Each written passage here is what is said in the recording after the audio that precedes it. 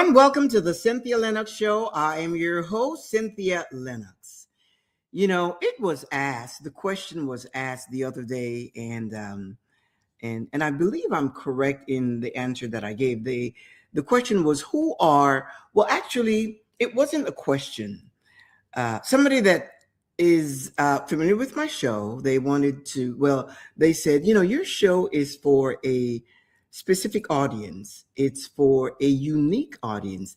Now, I know that. And I know, first of all, that I'm not everybody's cup of tea because no one is everybody's cup of tea, especially when you have a podcast like this.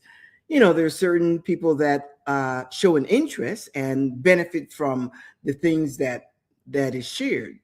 And it was mentioned that the people that are interested in the things that I share are people that are seekers of truth, people that want freedom, people that are fed up. They are tired of living on automation. They are tired of living on autopilot. People that are fed up with traditional, norms and conventional practices that is just a repetitive life. People that are looking for expansion in their lives. And I found it fascinating that that was the that was what they observed, because it really is true. This show, or the things that I share, is not for everyone, and because some people are just happy with the life that they have, living in the comfort zone, and not being creative, not growing, not expanding their vision, not expanding their horizon, and not really being curious about life, not being adventurous. And that is okay. The whole thing about my show is about living uh, audaciously, just living life and having fun and enjoying life now, because this is the life you know. This is what you know. This is what you have. You don't have anything else. There is no guarantee of any kind of afterlife or anything. This is the life that you know. And the only thing that can hinder you or stop you from living this life is the thoughts that you entertain, the belief that you have allowed to be, not allowed, the belief that you've been conditioned and programmed to years ago, and that has shaped your identity. People that come to discover the truth of themselves and desiring to live an authentic life, because there's nothing more rewarding than knowing who you are and being able to stand up and navigate in a sense of self, a sense of confidence, assertiveness. As a matter of fact, it was interesting because Sarah shared this week, and I thought it was, Sarah this week shared. Now, Sarah is a beautiful, young, single lady, woman that is just really living her life. And, of course, she's interested in a relationship. She wants to date. So she went on one of those dating sites, and she connected with this handsome, tall, very successful man. And after a few weeks of chatting, they decided to meet. Well, they learned that they lived in the same city, so they decided to meet. But on Sarah's bio, I guess there's a bio that you fill out when you sign up on one of these dating sites. She indicated some boundaries. She indicated some standards, what her standards are, what her boundaries are, and her non-negotiables. Now, on one of the boundaries, she said she is not interested in any person of a particular political party that voted a certain way. That is a non-negotiable. That was one. And she said that, what was the second one? And she didn't want anyone that was religious. that was too religious. That's what she said. I didn't want anyone that was too religious, and she didn't want anyone that has children at all, whether it's grown or whatever. No kids. And she's of course young enough, because when if you're older, then in most scenarios, older people have kids, whether it's grown in the house, still raising, whatever. But she didn't want anyone with kids. So anyway, that was clear. So Sarah had this conversation with this gentleman before they went on a date, and she reiterated her boundaries, just to make sure, because evidently for her that means that is very significant. So they're at the table, they meet, and they're having a good time, and they just got there. They ordered a drink and so forth, and they started to chat, and they ordered the drink and they ordered the meal, and by the time the meal came, they started eating. And then this guy, we're going to call him Mike. So Michael said, well, in actuality, Sarah, I do have a daughter. I just want to let you know that I do have a daughter. She said, what? He said, well, I do have a child. And he said, I didn't want to put that on the response to your bio, because I know that you probably would not have given me the opportunity to date. Now, remember, the guy, this Michael, you could tell he's a very successful guy, has a good job, a good career, I should say, very successful, and he's got it all together. He's got, nice presentation, nicely packaged, and so forth. So in his mind, he said, I didn't want to tell you, I didn't want to indicate that simply because I didn't think that you would date me, or that you would give me an opportunity to meet. And so she said, but I made it clear, not only on my bio, when we had a conversation, I reiterated it. So by then she was so turned off. Sarah was so turned off. And, he's hoping that, after she sees him, how nicely put together he is, and tall and handsome, and just nicely put together, that would be okay. So by the time he told her that, Sarah got up and she said, well, I'm gonna go to the ladies' room. Give me a second. So she goes to the ladies' room, and she is furious because she felt obviously deceived, and she wasn't taken seriously. So on the way back, she sees the waiter, and she said to the waiter, please have my check ready. My check, this is what I ordered, and you can prepare my tab. So she comes back to the table. The waiter shows up and brings the tab, her tab. So he said, what are you doing? She said, well, I'm going to pay for what I had, and I'm going to leave. He said, well, what do you mean? Why are you going to leave? She said, well, you did not honor my boundaries. I made it clear. She wasn't huffy and puffy. She wasn't mad at him. She was just determined. And she said, you did not honor my boundaries. And if you could not honor my boundaries on a bio, on a dating site, and even when we spoke, that tells me a lot about your character. So anyway, so I'm going to leave. I don't think this is going to work out. And she just left. Now, when I heard that, I applauded Sarah, because if Sarah didn't know who she was, she would have compromised, because most women today, when you see a successful man Sarah is beautiful. She's tall, she's elegant, she's beautiful, and, she's got it. As a matter of fact, you put them both together and they would have made an extraordinary couple. And you would have said, okay, I'm gonna compromise this, and this is gonna be okay. And then you would probably, she would have probably asking him about the arrangements. Were you married to the mother of the child, and where is the child, and how old is the child, and visiting rights. She would have probably engaged in a lot of questions. Sarah did not care. She did not care about the details about the child. She wanted to make sure.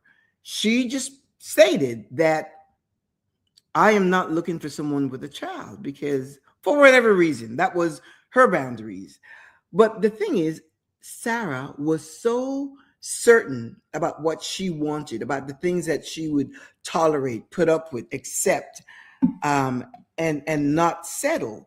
It would have been easy to settle because the guy is what you would call a good catch, a good match, a good person to link up with, particularly since he liked her as well.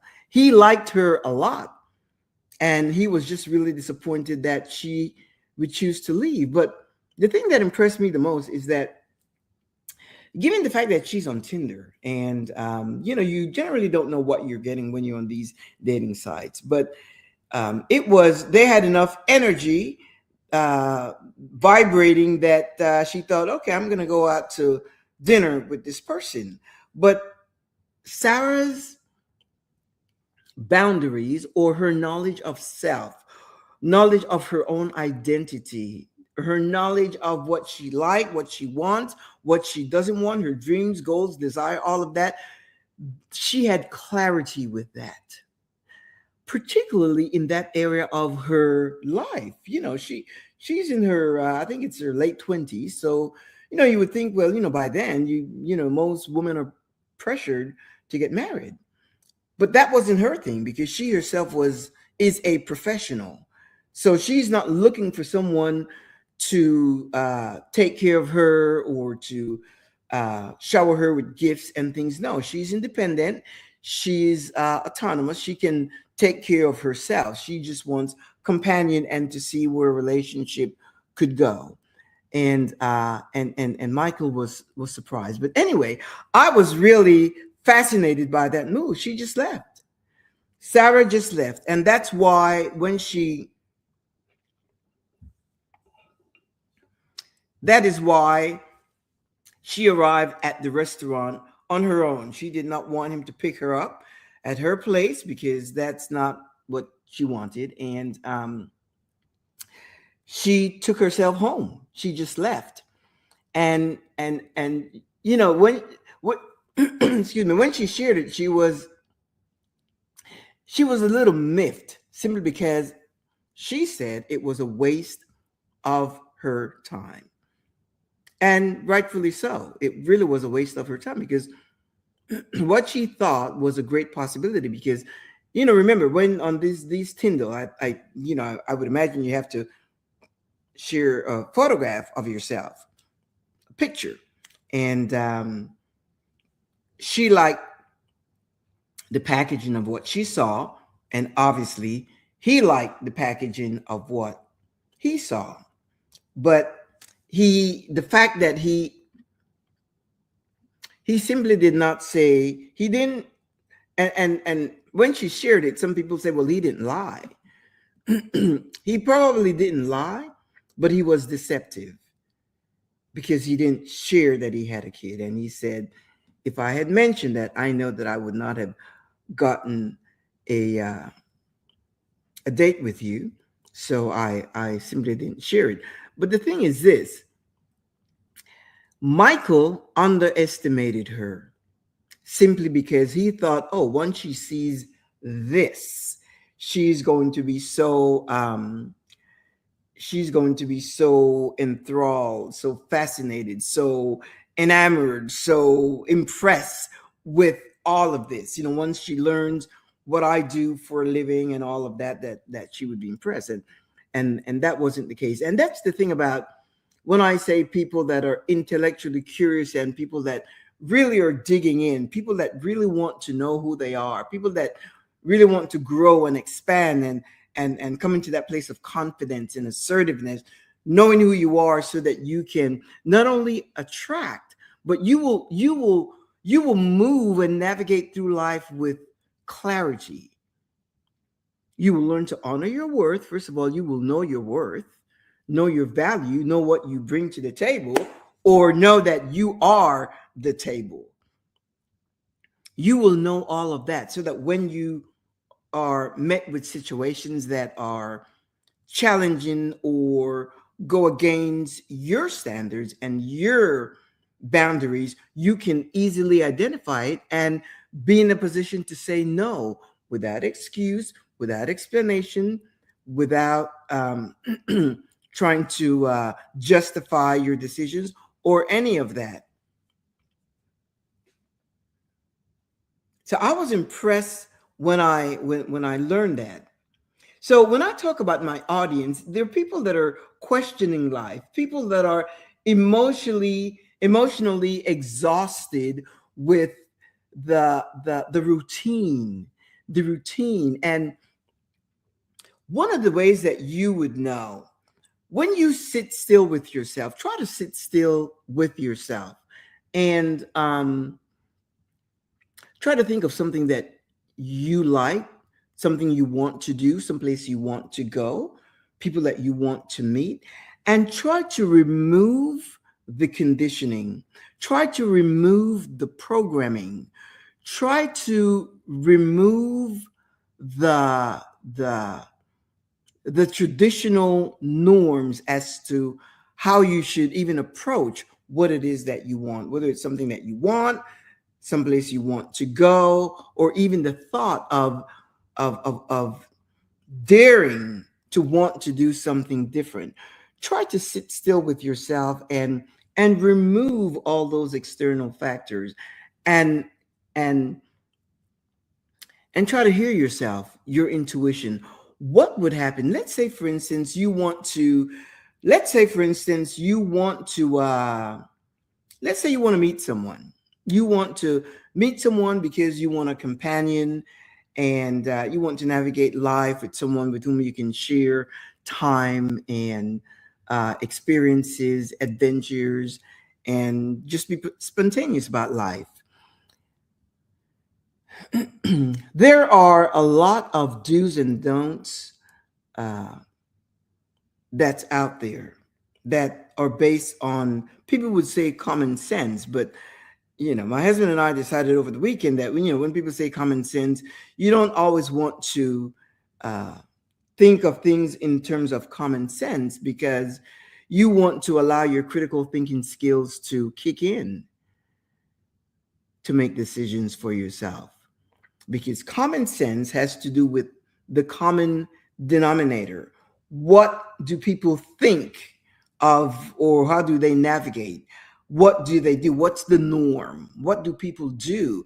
And sometimes, it's like me. I've shared many times. If I had followed my religious doctrine of not to be not unequally yoked, I would not have married my husband, because he was not of the same, he was, someone with character and integrity and qualities, characteristic that I admire, even more so than any kind of doctrine. But he was from a different persuasion. He was from a more traditional type religious circle that didn't fit into my evangelical mindset. And in my camp, I was told, well, it is taught not to be unequally yoked with what's noted as unbelievers, because anyone that did not believe the way we did, they were considered unbelievers. And if I followed that, I would not have been with my husband. And it's interesting because even back then I didn't know anything about, well, I wasn't conscious, I should say, about anything about identity or a journey of self-discovery. None of that was part of my life. None of that at all. So if I was dogmatic and went by that doctrine, by that thought, by that teaching, I would have said no to my husband, because we didn't match according to the doctrine. But it's a matter of fact, it was not even a thought. His characteristics, his character, his integrity, the qualities that he showed, that he displayed, they were so fundamentally shaped in him that there wasn't even a question. And so when I chose to date him, I remember when we were, people had a lot of questions, because I had been single for a long time, or of course, when I was in college, I was married and then I got divorced. But my life as a as a as a religious person, as a Christian, um, which I'm no longer. Just want to mention that uh, I was single all this time. Everybody knew me in that circle as being single, and but I just didn't. It didn't the attributes that my husband displayed trumped everything, trumped every scriptural doctrine or anything of that nature. And fortunately, I made a decision that was outside of common sense, outside of doctrine, outside of religious dogma, outside of the norm, outside of the teaching, outside of what would people say, because I was active in my circle, and people knew me, and I taught Bible school and all of that, and here I am, moving outside of the actual teaching of the doctrine that I subscribed to at the time. And it was not even a question. I did not even, maybe, perhaps, I hope, woulda, coulda, shoulda, none of that. It did not even dawn on me, because his whole person, his whole persona was far above the menial doctrine. So if I had followed common sense or the doctrine, I would have said no to a relationship with my husband, and we wouldn't have gotten married. We wouldn't have dated, period.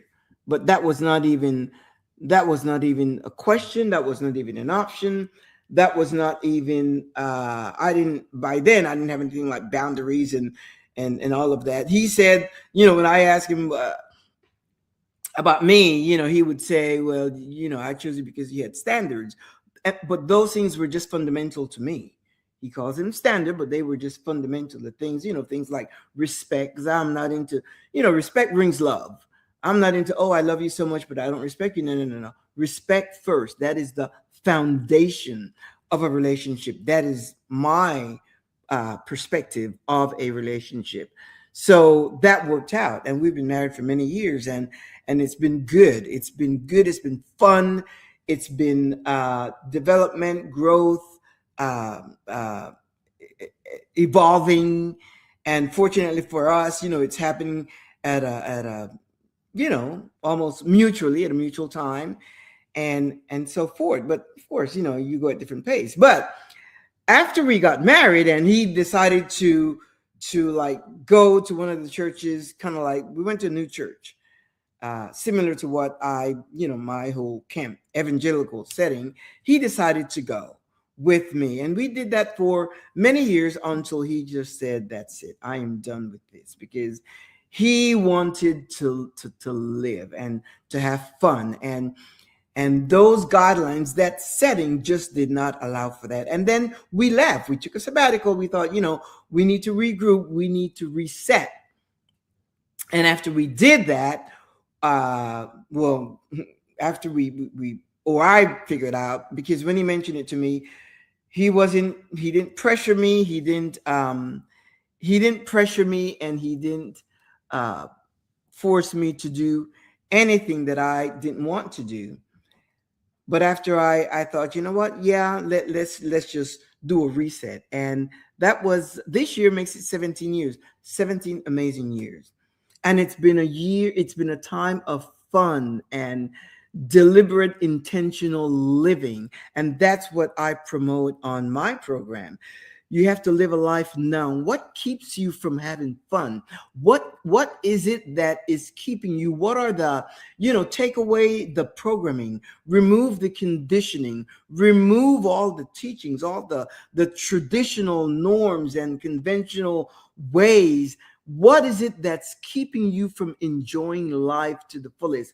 We had someone come to the house. This was a while back, and when we entertain, we have drinks, we have wine. We serve wine because we like wine. And sometimes my husband does mixed drinks and so forth. And then this particular person, we say, would you like a glass of wine? And they said, well, um, mm, this person is a religious person. They said, well, mm, yeah, I'll have a glass of wine. And here I am getting ready to serve it. And then they said, well, no, perhaps I shouldn't. You see, now that is not being authentic, because they really wanted to partake of a glass of wine, just a glass of wine, a glass of wine. And then they said, no, we're okay with that, because when we have company, we want you to show up and enjoy yourself.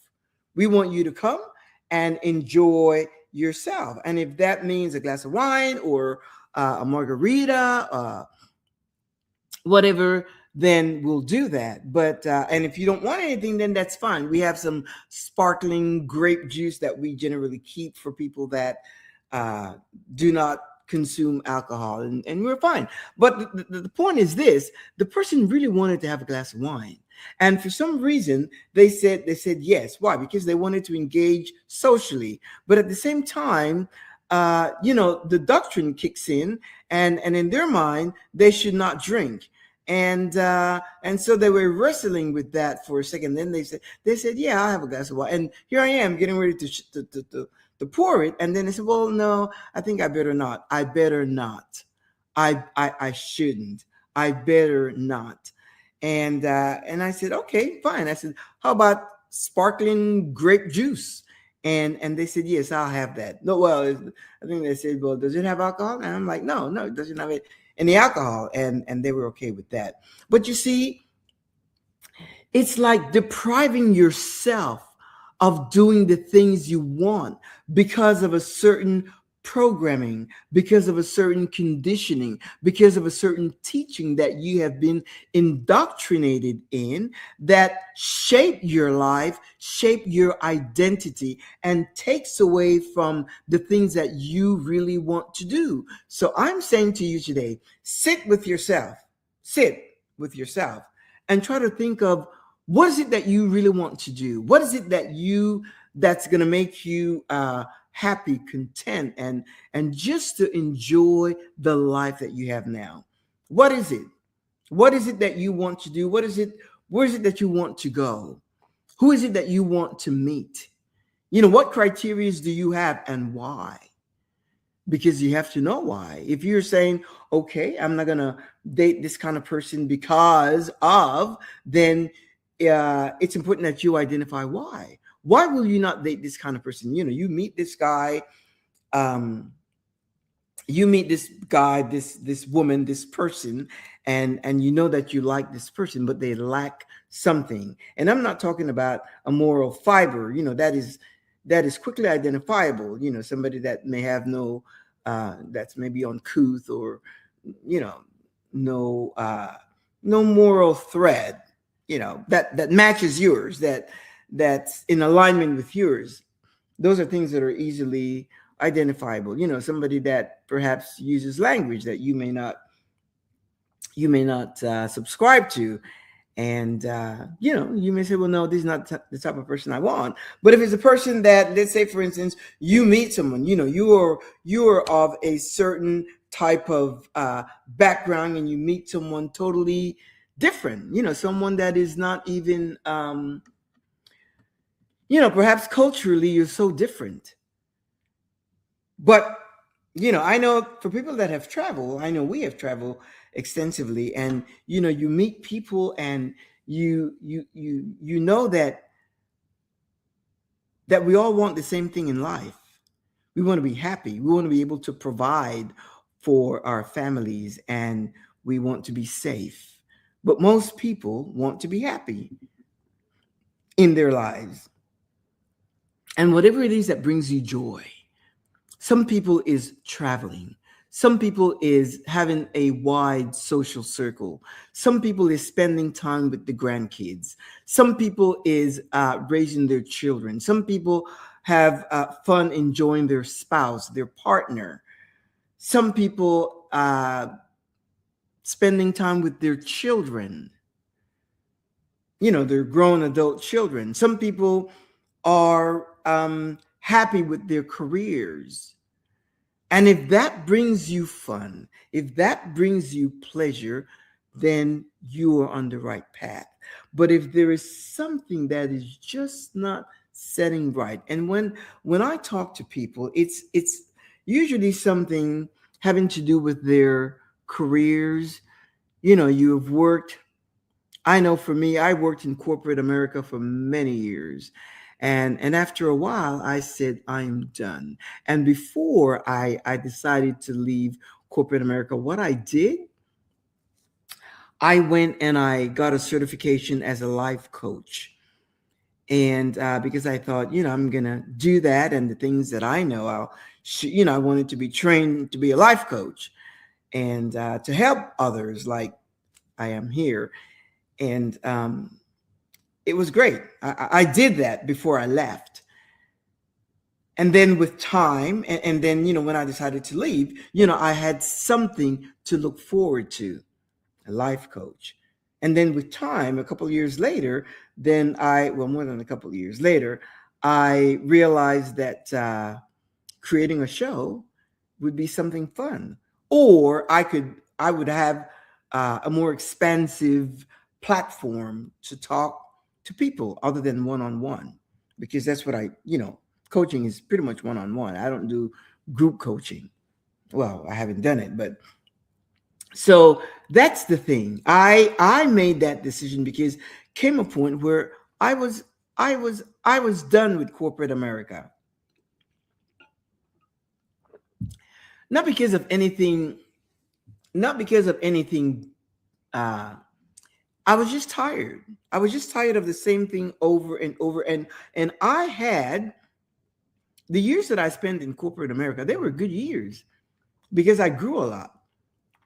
And I became, I got, promotions. And not only that, but I grew in understanding better who I am. I had to make decisions, think on my feet. I dealt with people, and all of, I grew in confidence and assertiveness because of the positions that I held, and the decisions that I had to make day in and day out.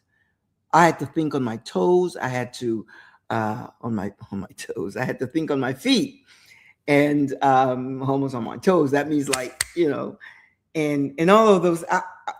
I grew and I loved it. I really honor and embrace those years that I invested in corporate America, and my life has been a great return. I see it.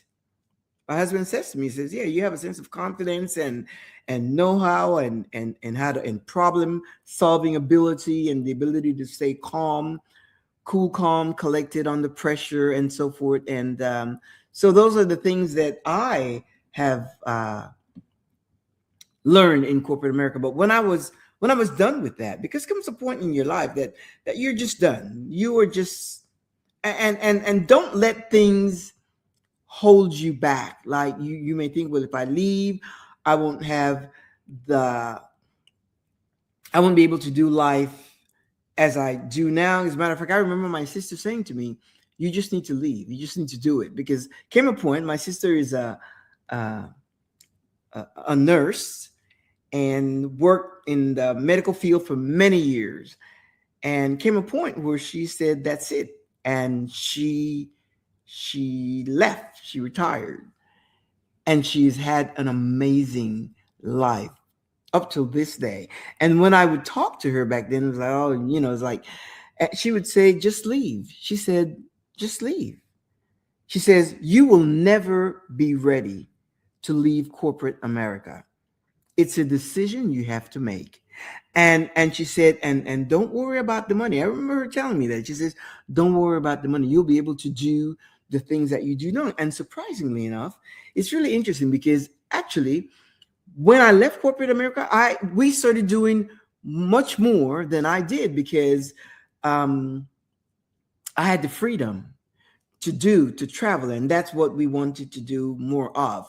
Travel. We traveled to so many countries and take taking so many cruises and all of that. Why? Because I now have the time to do that. I govern my own time. I manage my own time. It's like my husband would say, uh, sometimes he kids me and he said, well, are you off today? Are you off tomorrow? And he would say, what are your days off this week?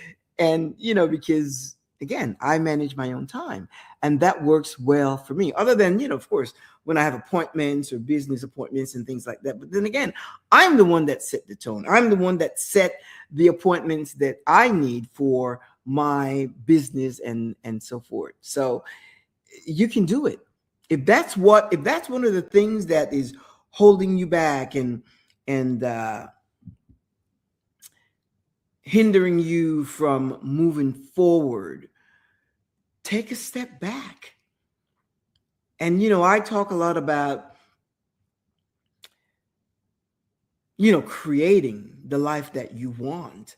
Once you make a decision, I have some things that are happening in my life right now that are just beyond me. As a matter of fact, I said to my husband, wow, this is like uh, bigger than me, than I can think of. And he said, no, he said, you shouldn't feel any kind of way because your experience, how you have the confidence, you have the strength, you know what you want, you know who you are, you know where you're going, and all of that. He said, and I thought, wow, okay, if that's the way he sees me, then I should be okay.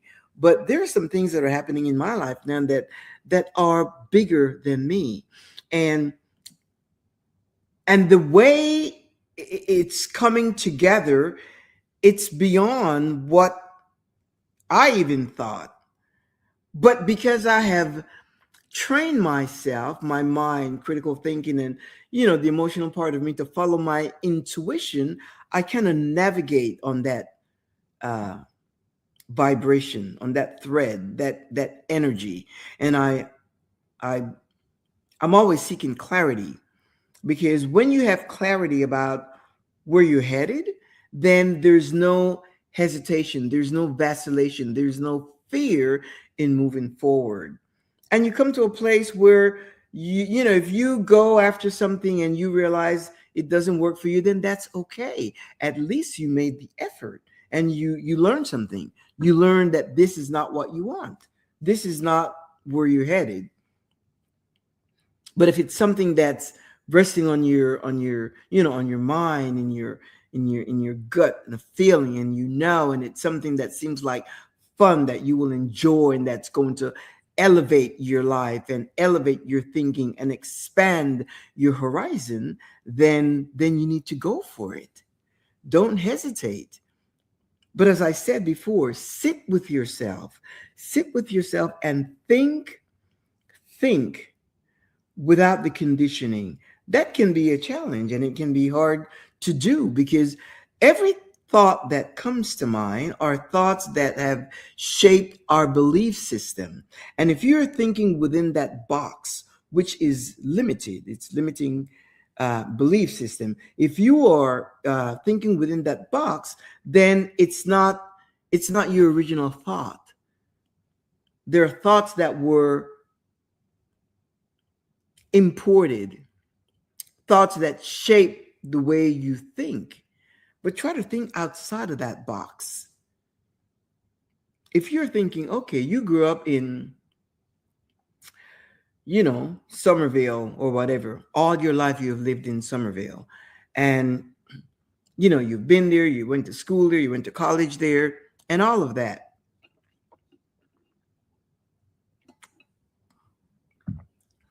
But now you want something new. But then the people that are around you are people that are familiar. You go down the street and you know the neighbor. You go to the left, you know the neighbor. You know everybody. You know everything. You know the way things happen.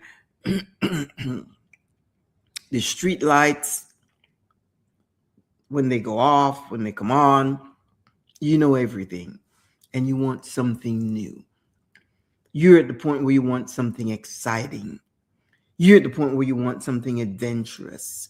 You're at the point where you're curious about life. What is out there? How about other cultures, other ethnicity? other races, other backgrounds. What about how is life lived over there? How can I enhance my own life by learning about someone else's? How do you define fun? Excuse me. How do you define happiness? How do you define fulfillment for yourself? How do you define it? How do you define all of that? How do you measure your own happiness? What brings you joy? Does it depend on uh, the someone else, like the grandkids or your kids? One lady said to me, no, I want to stay here where my kids are, where my grandkids are. I want to stay in the same community because I want to see them grow and I want to do this. And her whole life is shaped and surrounded by her family.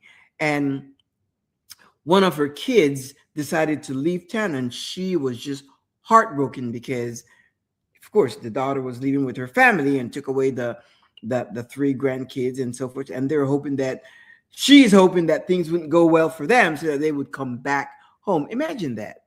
So her happiness, her joy is based upon her children and the grandchildren.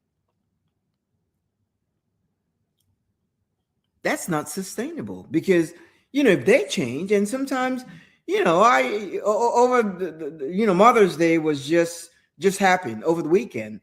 And there were so many mothers complaining that their kids, all they did was send them a text, Happy Mother's Day, or just a phone call, or some kids did not even remember them.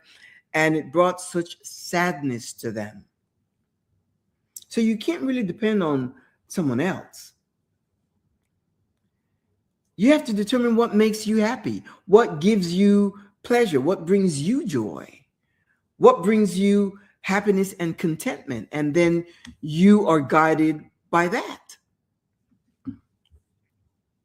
You are guided by that. That's how you discover the things you like, the things you don't like.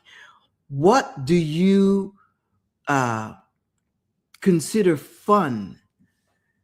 And a lot of us, a lot of people, they don't burst out. Why? Because you're too concerned. What would people think? What is someone, a lot of these people that you are thinking of, and I mean, I don't know who they are, but a lot of these people that you're thinking of, what would they think? What would they think of you? How would they judge you? Would they shame you? Will they guilt trip you? And so you stay put. You may have a family member that depends on you, and you have to sort that out. You have to sort that out based on the traditional codes that you were taught, raised with. I had a person that called me not too long ago, and they by osmosis became the caretaker of a family member, and it's hindered their own lives. And now it's come to where she's expected to be there. The expectation is that she will be there to take care of all the things that are needed. And I said, well, you have to make a decision. You have to make a decision because this person, the family member, has the means to hire other accommodations. Now you need to decide if that is going to work for you. And if it's not going to work for you, then again, those are decisions that you need to make. But barring that situation, you are single and you're by yourself and you just want to really branch out. What is it that's holding you back? How can you sit with yourself? Sit with yourself and get rid of all the conditioning. Comes a point where you have to dismantle, because that's what we do here. We deconstruct, we dismantle beliefs that no longer serves us, you have to crush them. You have to get rid of them because they will hold you back. Get rid of all the do's. You can do this and you can't do that, and you can do this and you can't do that. You can do whatever you desire to do as long as your freedom does not infringe on the freedom of someone else, the freedom, the safety, and the life of another person. And no, give yourself credit. You have wisdom. You can make decisions. You have the emotional intelligence to do the things that you want to do and to make the decisions that you want to make. Follow your gut, follow your intuition, get rid of and any thought that comes to your mind,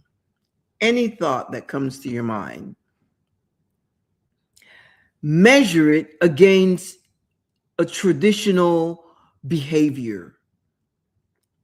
And if it's something that was imposed upon you or you learn because of tradition, or this is the way we do it in our family,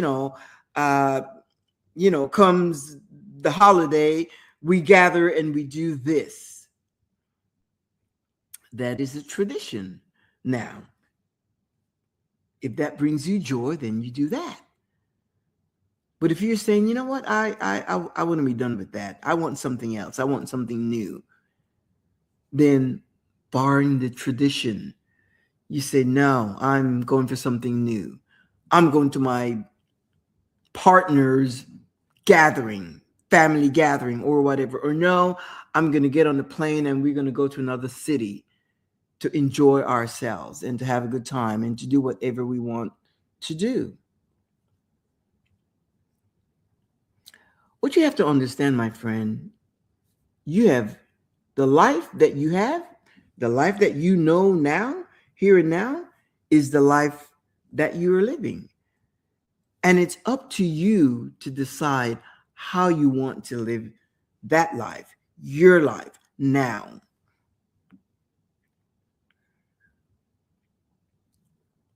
It's up to you. You make that decision. So if you are an intellectual seeker or someone that is fed up, tired of the same old, and are looking for something new, this is the place that you can come and unpack that. If you need to drop me a note and share with me the things that you are dealing with, info@thecynthialinoxshow.com. I'm going to leave you with that so that you can think about it. Set yourself aside and try to think without the conditioning, think without the programming, think without the doctrines, think for yourself, think, engage in critical thinking, and create the life that you want. Go one step at a time, making the changes.